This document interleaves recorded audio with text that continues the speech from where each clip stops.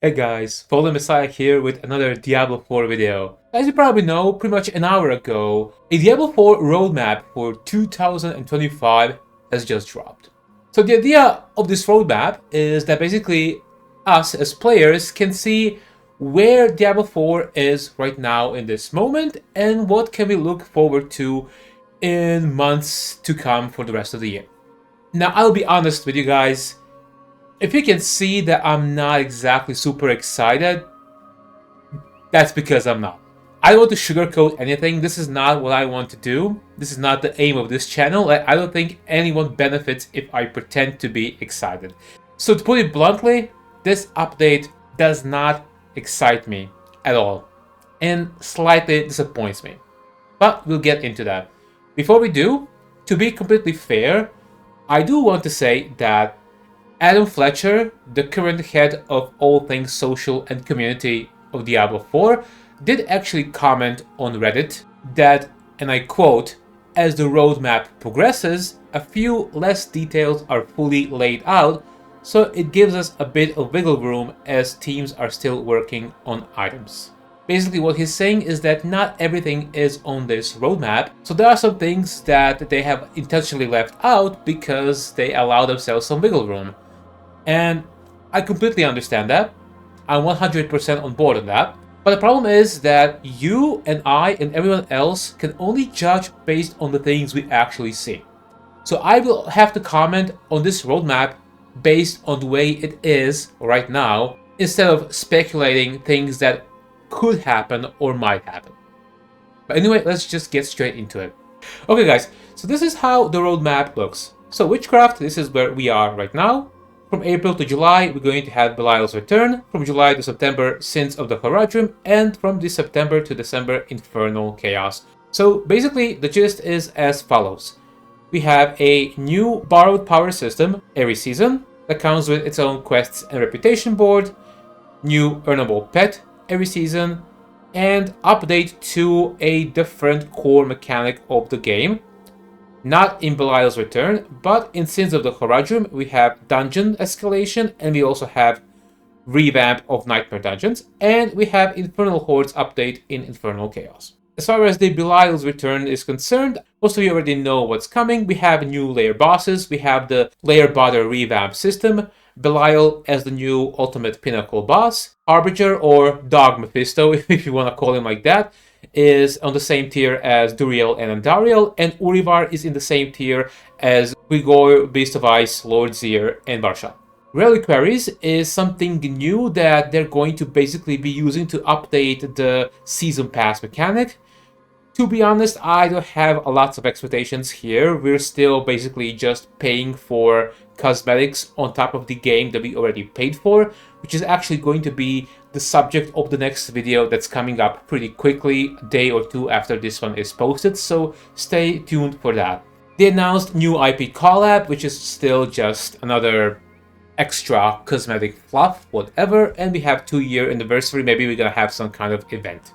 For Sins of the Horadrim, I watched Riker's interview with the game director. He couldn't spoil too much information. Basically, we will have another seasonal power mechanic along with quests. Personally, I think it would be super cool here to introduce something like a Horadric or Kanai cube, but I'm not holding my breath for that. And the only thing that really excites me from all of these seasonal updates is right here. It says new Nightmare Dungeon activities. The reason why Nightmare Dungeons excite me is because I feel this is the system in Diablo 4 that has the most potential. I already am a fan of dungeons in Diablo 4, and with just a little bit more love, I think they can really add a ton for this game. The reason why I like the dungeons is because they have lots of variety, and even though not all of them are amazing, I understand that, there's still more than enough of them to, if you create a good gameplay loop around them, you can actually have players entertained all of the time. My favorite Nightmare Dungeons are the ones that are trying to tell some kind of story. For example, you go to a dungeon and then you turn over a corpse, you see a letter or you see something else, and it tries to tell you just a little bit of story that happened in that dungeon. I'm a real sucker for that kind of shit. I really love RPG of ARPG. Going all the way back to Diablo 1, when you would go and walk through the dungeon to the cathedral and you would open a tome and it would tell you about all this background in the game that you don't actually see. like for specifically the Sin War and stuff like that. I'm a huge sucker for that. So any dungeon that tries to tell some kind of story, that's a lot of brownie points for me. And these are my favorites. And with just a little bit more love, a little bit more redesign, dungeons can truly carry Diablo 4 if done correctly. Some of my own suggestions here in the past have been to completely scrap the entire Nightmare Dungeon / Sigil mechanic because I find it cumbersome and bothersome.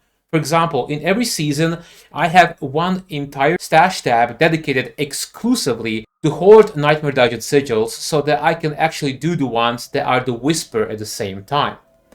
This system needs a redesign. So what I proposed in my previous videos is actually once you hit Torment difficulties, or all dungeons become Nightmare Dungeons or Tormented automatically. The system would basically scrap the need for us to have all the sigils hoarded in our stash in the first place. Now, of course, one problem that will present itself with the system is that naturally, players will only run the dungeons that they find the most effective, and then eventually meta will be created as a result. So my idea to prevent that would be for the game to randomly rotate between, for example, 5 dungeons per hour. Those random dungeons will give you extra bonus if you ran them. So you will always have incentive to kind of run these dungeons first. Of course, that is just my suggestion. I'm looking forward to see what they do with it, but I just don't know. We'll see. We have Infernal Hordes update in the Infernal Chaos from September to December. I'm okay with that. Infernal Hordes is one of the better activities in the game for sure, but some of the boons are absolute trash.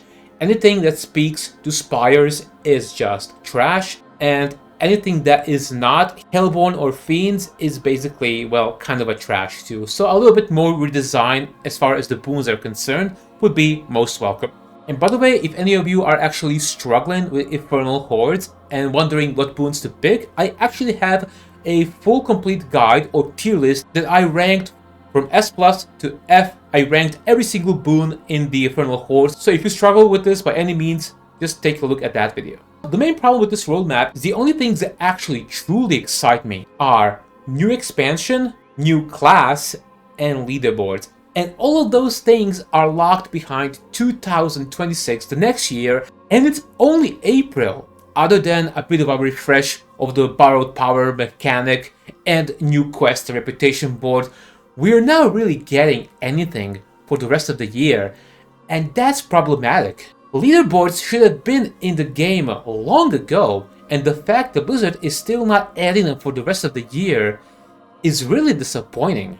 This is such an easy win for Blizzard to claim. They could have implemented leaderboards a long time ago, and they still can, and I really doubt that it's so hard to do. They already had the Gauntlet, which was a failed experiment, but at the very least they had a rudimentary ranking system or a leaderboard to begin with.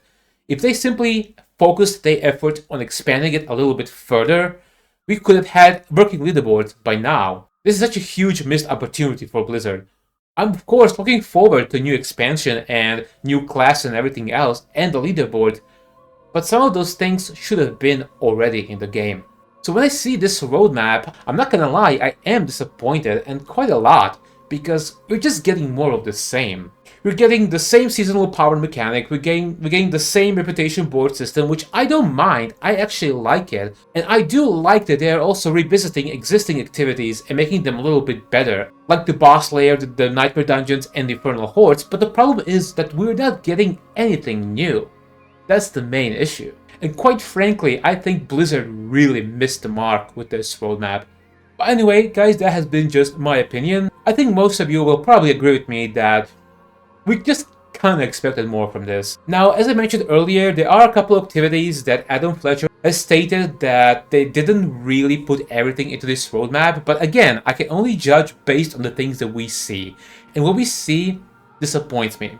We want new activities, we want better endgame or a endgame to begin with, and we want leaderboards. I have zero problems with the new expansion being in 2026 along with a new class. I don't mind that at all, but I think that what we're seeing here from Blizzard for the rest of the year currently is just not enough. I have my fingers crossed for those unannounced activities to be really cool. I'm playing Diablo 4 almost on a daily basis, so anything new that comes up, I'll be sure to be here and test it out and give you my opinion. But anyway, that has been enough for me, guys. What are your opinions about this roadmap? Are you pleased, displeased? Have you expected more? Or is this enough? Let me know down in the comments.